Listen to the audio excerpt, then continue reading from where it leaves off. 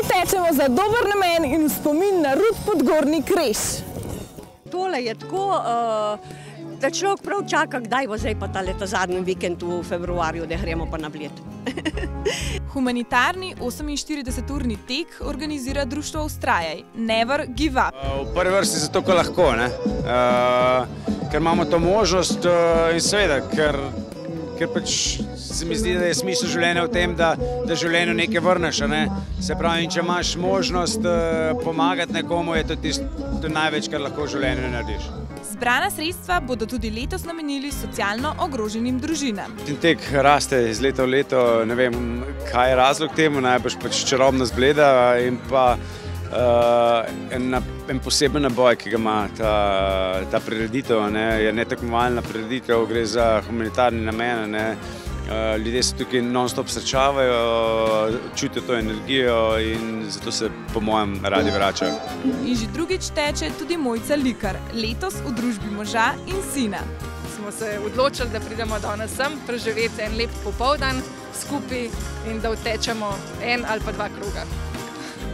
Pa koliko krogov je že za vami, pa koliko še pred vami?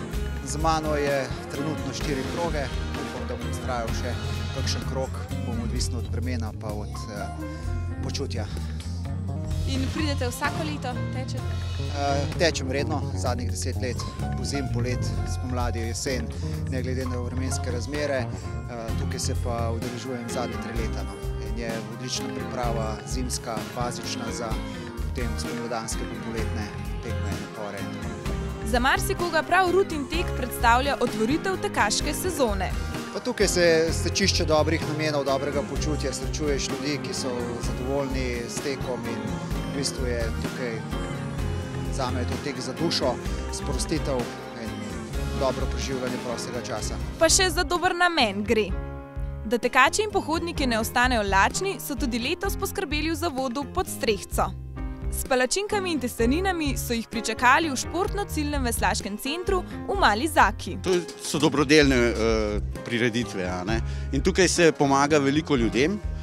Sam Never Give Up, ki je organizator v sodelovanju z sponzorji, kot je Lidl in drugimi, seveda organiziral se tukaj, oni subvencionirajo vse te dobrine, ki jih tukaj ponujamo.